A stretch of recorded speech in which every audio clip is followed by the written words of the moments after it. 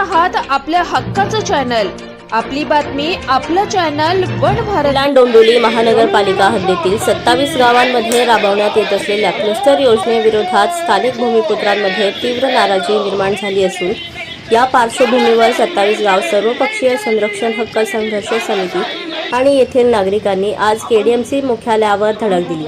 यावेळी या शासन निर्णयाची होळी करत आणि परिपत्रकाचे कागद फाडत निषेध व्यक्त केला। क्लस्टर योजना, ग्रोथ सेंटर आणि बुलेट ट्रेन बिझनेस हब यासारख्या विविध योजनांमुळे 27 गावातील स्थानिक नागरिक व भूमिपुत्रांवर परिणाम होत आहे।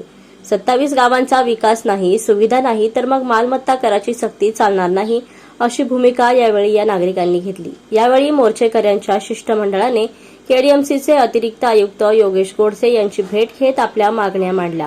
यावेळी अतिरिक्त आयुक्तांनी शिष्टमंडळाचे म्हणणे ऐकत लवकरच केडीएमसी महापौर आयुक्त, 27 गावातील लोकप्रतिनिधी आणि संघर्ष समिती यांची संयुक्त बैठक लावून यावर तोडगा काढण्याचे आश्वासन दिले असल्याचे अध्यक्ष सुमित वझे यांनी सांगितले।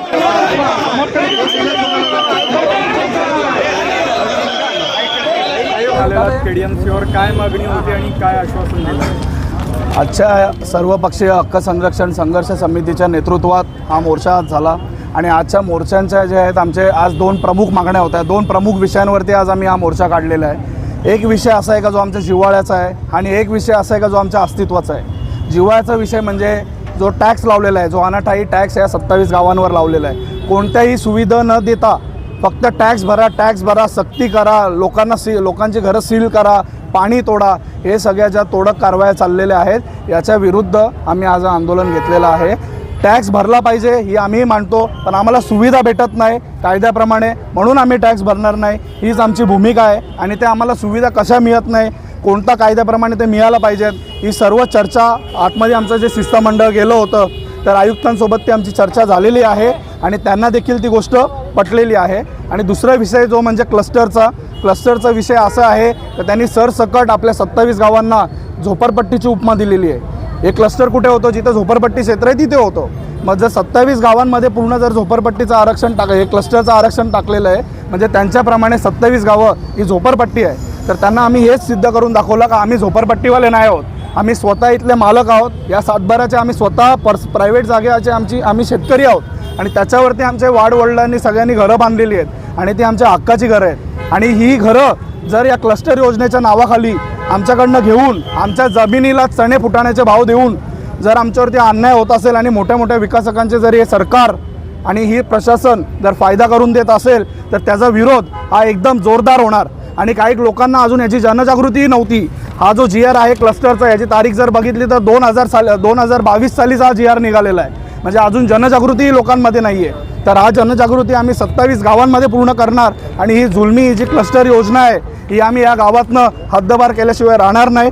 आणि ही भूमिका जी आहे ही आम्ही तिथे आमच्या शिष्टमंडळाने मानली आणि अतिरिक्त आयुक्तांनी ते सगळं मान्य केलं का नाही, माणूस म्हणून ही भूमिका ही तुमची बरोबर आहे। तर त्यांनी आम्हाला आश्वासन दिलं की येत्या 2-3 दिवसातच आयुक्त, महापौर, 27 गावातील सर्व लोकप्रतिनिधी व संघर्ष समितीचं शिष्टमंडळ हे मिळून एक बैठक घेणार या गोष्टीवरती। आणि क्लस्टरचा विषय असो किंवा टॅक्सचा विषय असो या बैठकीमध्ये तो आम्ही मांडणार आहोत। ते त्यांचे कागदपत्र देतील, आम्ही आमचे देऊ आणि मग एक सविस्तर अहवाल बनवून तो शासनाला विचार करण्यासाठी तो सादर करणार आहे। आणि तोपर्यंत आम्ही रिक्वेस्ट केली का जोपर्यंत पॉलिसीज या क्लिअर होत नाही 27 गावांसाठी तोपर्यंत कुठलीही सक्ती या 27 गावांवरती तुम्ही करू नका आणि जर करायचा प्रयत्न केला तर ती खपून घेतली जाणार नाही असं आता म्हणतात की क्लस्टरचा एक तुमचा विरोध आहे। मात्र जर आपण पाहिलं तर 27 गावामध्ये जवळपास 80 ते 90% अनधिकृत बांधकाम आहे। बरोबर, तर याला तुम्ही काय समर्थन करताय का? साहेब, अनधिकृत बांधकामांचा प्रश्न नाही आहे। आम्ही त्यांना तेच सांगितलं का ही जी बांधकामं आहेत ना ही अनधिकृत नाही आहेत, कारण का प्रशासनाने आम्हाला जेव्हापासून 27 गावांना घेतलं आहे म्हणजे 2002 साली जेव्हा आम्ही आलो, जेव्हा आमचे स्वतंत्र ग्रामपंचायती झाल्या तेव्हा कुठे 6 वर्षात आम्ही त्यात सेट झालो तर लगेच आम्हाला प्लॅनिंग ऑथॉरिटी म्हणून MMRDA टाकलं आमच्यावरती। मग सगळ्या MMRDAचं 2007 पासून 16पर्यंत DPE रेडी नव्हतं, तर मग आम्हाला त्यांनी परवानगी दिले नाही। मग ते 7 वर्ष आणि MMRDAचे 7 वर्ष, मग 14 वर्ष आम्ही आमच्या 80 वर्ष जुन्या घरातच राहायचं का? आम्हाला आमचं परिवार जे आमचं वाढलेलं आहे त्यांना चांगले घरं आम्ही द्यायची नाहीत का? मग हे पूर्णपणे ना हे शासनाचं आणि प्रशासनाचं पूर्णपणे हे फेल्युअर झालेलं आहे इथे। आणि त्यांचं कोणतंही एक फिक्स नियोजन प्राधिकरण या 27 गावांमध्ये एवढ्या वर्षांसाठी त्यांना देता आलं नाही आणि म्हणून हे सगळं झालेलं आहे. मग त्याच्यामुळे ही जी बांधकामं आहेत ही गरजेपोटी इथल्या भूमिपुत्रांनी त्यांच्या मालकीच्या जागेवरती केलेली आहेत. कुठल्या सरकारी जागेवर अतिक्रमण किंवा एन्क्रोचमेंट केलेलं नाही आणि मग त्याच्यामुळे या प्रशासनामुळे हे सगळं झालेलं आहे. म्हणजे याचा दोष, याचं कारण हे प्रशासन आहे, हे कमकुवत ठरलेलं आहे आणि इथे ते असक्षम ठरलेलं आहे आणि हे त्याचं कारण आहे. आमची घरं ही अधिकृतच आहे. भूमिपुत्रांचे लोकप्रतिनिधी अपयशी ठरतात.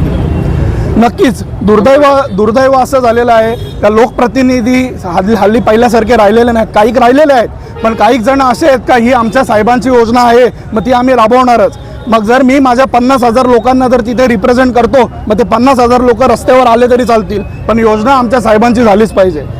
तर हे दुर्दैव हे प्रत्येक ठिकाणी आज महाराष्ट्रात आपल्याला बघायला मिळतोय आणि 27 गाव पण त्याच्या 27 गावांना जर ठाम लोकप्रतिनिधी मिळाले, आता हे जे लोकप्रतिनिधी आलेले आहेत त्यांच्याकडनं आम्हाला अपेक्षा आहे हे काहीतरी विषय जनतेचे उचलतील आणि मग हे विषय मांडतील, तर आम्ही नक्कीच त्यांना देखील या सर्वांमध्ये सामील करून घेऊ आणि मग 27 गावांचा जे काही निर्णय आहे त्याच्यामध्ये आम्ही त्यांना देखील त्यांचं मत देखील घेणार आहोत. आंदोलन झालं तो क्लस्टर आणि टॅक्स संदर्भात होता. त्या क्लस्टरच्या जियाला आज अशा प्रकारे आम्ही फाडून फेकून देत आहोत आणि याचा कधीही आम्ही स्वीकार करणार नाही.